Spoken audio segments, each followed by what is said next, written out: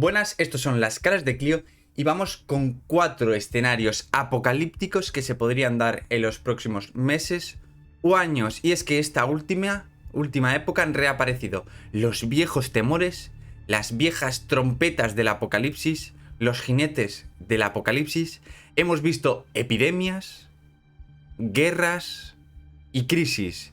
De hecho, se ha habido un año peligrosísimo a nivel geoestratégico. A nivel de desatarse una posible guerra mundial, ha sido este. Por primera vez en mucho tiempo hemos visto a primeros ministros, a presidentes, a ministros de exteriores hablar de guerra mundial, de guerra nuclear.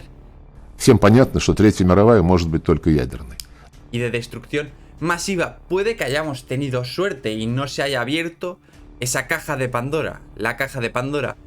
O puede que lo vaya a hacer, que se estén dando las condiciones para que se abra en un futuro. O puede que ya se haya abierto y como Stefan Zweig nos hemos ido en su mundo, en su libro El mundo de ayer, nos hayamos ido de vacaciones pensando que qué nos importa ese conflicto que está en aquel país lejano, en aquel rincón del mundo, y no nos hayamos dado cuenta de los mecanismos y de los resortes que se están moviendo por detrás, en las sombras, y que pueden desatar una auténtica desastre, una auténtica debacle mundial, como Stefan Zweig, que se fue de vacaciones pensando que qué le importaba a él ese archiduque muerto, si era sumamente impopular, y qué le importaba a ese país, Serbia, tan pequeño y tan lejano.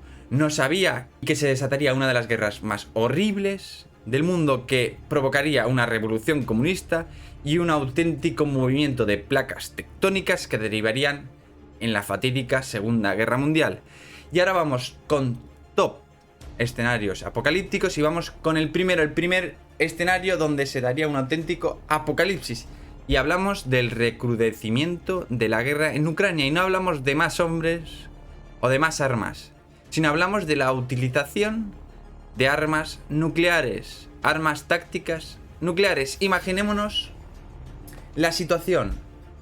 La guerra se está alargando, se está estancando, y el putinato, el régimen del Kremlin, de Rusia, ve, hay un informe que dice que van a perder la guerra, que están contra la espada y la pared, que no pueden aguantar, no pueden seguir aguantando el esfuerzo bélico. Y entonces aparece la idea, la decisión de utilizar armas estratégicas, armas tácticas nucleares.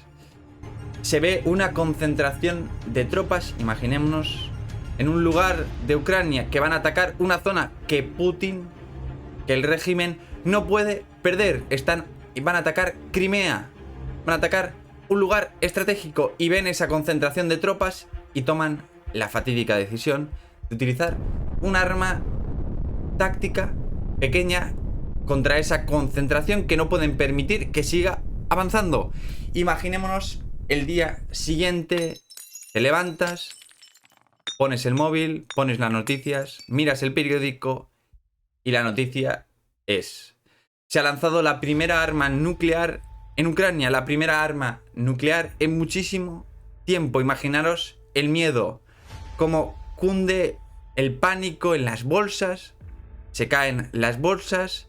Imagínate ese día yendo a trabajar, pero imaginémonos el Pentágono, imaginémonos Estados Unidos. ¿Qué decisión tomaría? Difícil. En la doctrina, y recordemos que la doctrina rusa dice que en caso de suma necesidad, se pueden lanzar armas ofensivas, armas nucleares tácticas ofensivamente. ¿Pero qué pone en la doctrina militar estadounidense? Pues se dice, y lo hemos leído en los principales periódicos, lo hemos escuchado de los principales generales, que aunque, por ejemplo, Karaganov, uno de los principales teóricos del Kremlin, cree que no, que Estados Unidos no entraría en guerra, realmente las opiniones que se manejan es que Estados Unidos sí que entraría en guerra. Sería un ataque no convencional, un ataque de devastación con todo el ejército ruso, pero en este momento se habría desatado la caja, se habría abierto la caja de Pandora. ¿Por qué? porque evidentemente ya lanzada un arma nuclear táctica, cuando ves que Estados Unidos entra en territorio ruso, ves que están masacrando a tu ejército, ¿por qué no tirar la segunda? Y cuando se ha tirado la segunda, ¿por qué no tirar la tercera? Y entonces, ¿qué haría Estados Unidos? Entramos en un escenario apocalíptico. El primero. El siguiente. Top 2. La guerra entre Taiwán y Estados Unidos. Como se ha visto en estos últimos meses, las tensiones han aumentado muchísimo en esta zona. China tiene pensado, tiene en sus planes, tiene en todas sus doctrinas que Taiwán es China y que tarde o pronto se tiene que hacer la unificación. La reciente visita de Nancy Pelosi, la número 3 del gobierno, la número 3 del Estado americano, de la presidenta de la Cámara de Representantes, hace ese viaje fatídico a Taiwán. Esto nos demuestra hasta qué punto Estados Unidos está dispuesto a defender sus intereses en Taiwán, a defender Taiwán. Y esto es inevitable cuando desde que recordamos, desde que hay historia, desde Atenas y Esparta, desde Roma y Cartago, cuando hay dos potencias que luchan por la hegemonía, el conflicto parece inevitable y aquí se podría dar, y esto sería un escenario apocalíptico.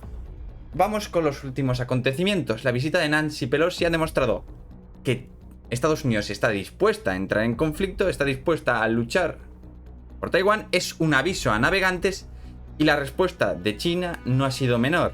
No ha sido acobardarse, sino demostrar. Podemos verlo en el Global Times y en diferentes medios chinos, que la actitud no es pacifista, sino beligerante. China está dispuesta a entrar en conflicto con Estados Unidos. O mejor, aún no. O mejor, se están haciendo los preparativos. ¿Quién sabe por qué esa visita de Nancy Pelosi? Es que Estados Unidos sabe que ya hay un plan, que ya hay un informe, un archivo sobre la mesa donde se está discutiendo esa invasión. O quizá Estados Unidos sabe que China está vendiendo tecnología, armas a Rusia. El caso es que se podría dar, imaginémonos, se podría dar el siguiente escenario: que estas maniobras, China ha respondido con una serie de maniobras, salieran mal, que hubieran salido mal, o que en un futuro, ante una provocación así, hicieran otras maniobras y salieran mal.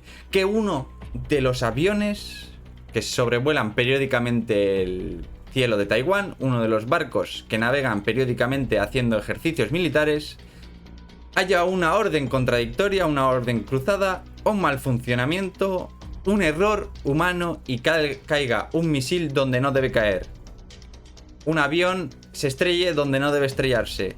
O que los taiwaneses también cometan un error y haya una destrucción de avión, un misil hacia un barco que no debería haber.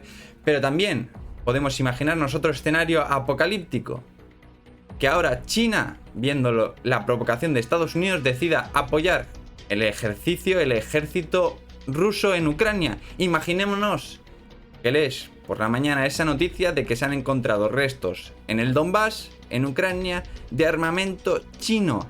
¿Cómo reaccionaría Estados Unidos?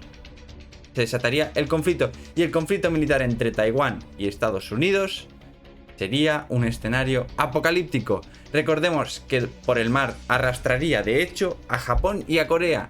Recordémonos que por el mar de China pasan el 60 al 70% del comercio mundial.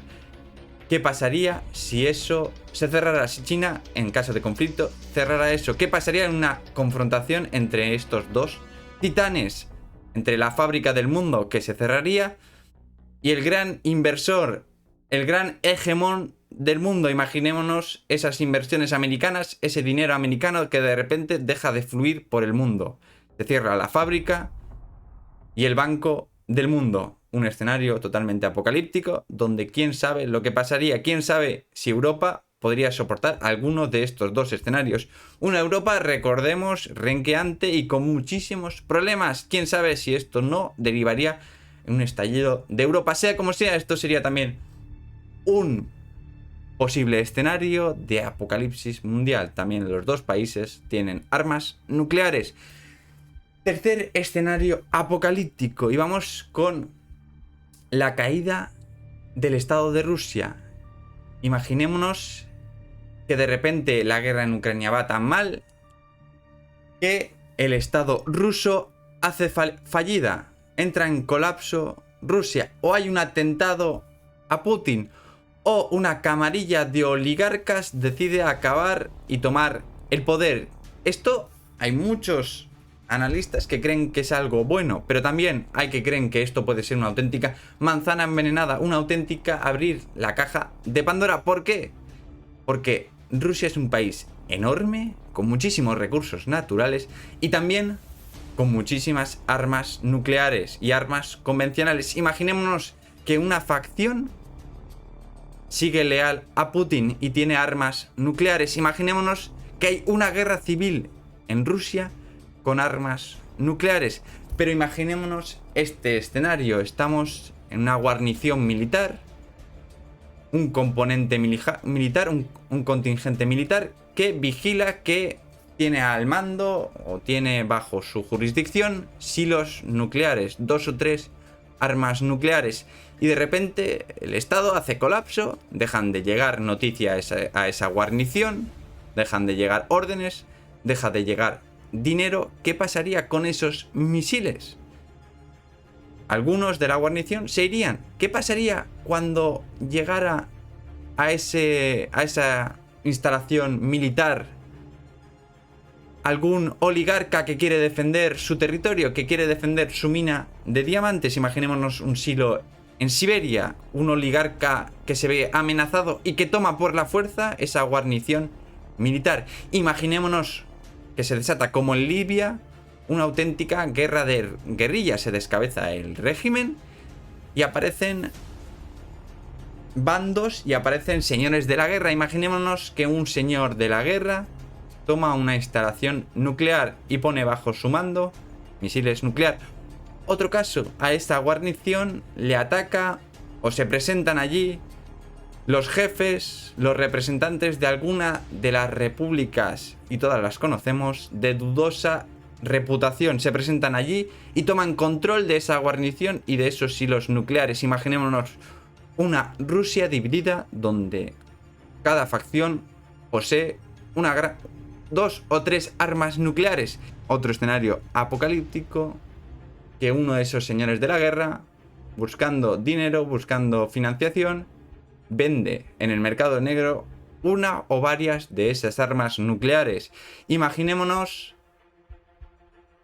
que deja de haber control en Rusia, deja de haber un estado garante del control, y una de esas facciones militares vende un arma nuclear a determinado estado de Oriente Medio o a África. Imaginémonos el escenario donde en África, como también aparecieron AK-47, pero en vez de aparecer AK-47, el estado de destrucción de Rusia es tal que aparecen armas nucleares en alguna facción de alguna guerra en África. En África de repente se descubren 3 armas nucleares pequeñas, vendidas por una Rusia en colapso. Imaginémonos ese escenario.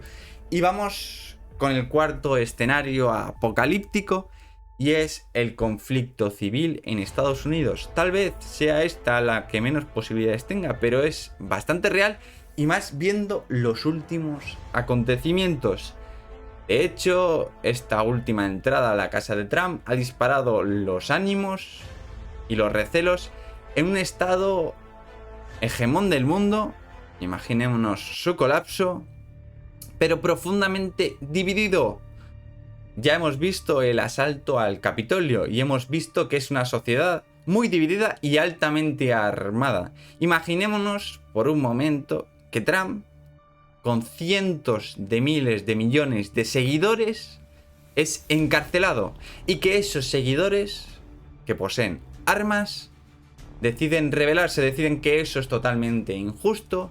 Imaginémonos esa manifestación para la toma de algún edificio presidencial. Imaginémonos que en un estado tienen la suficientemente fuerza para controlar una administración de un estado de Estados Unidos, que esos manifestantes tienen el poder suficiente, hacen la manifestación y consiguen que parte de la policía y parte del estado se ponga de su parte. Imaginémonos que en esa manifestación que se da porque se cree injusto la encarcelación de Trump, que se da un alboroto, un altercado y se disparan armas.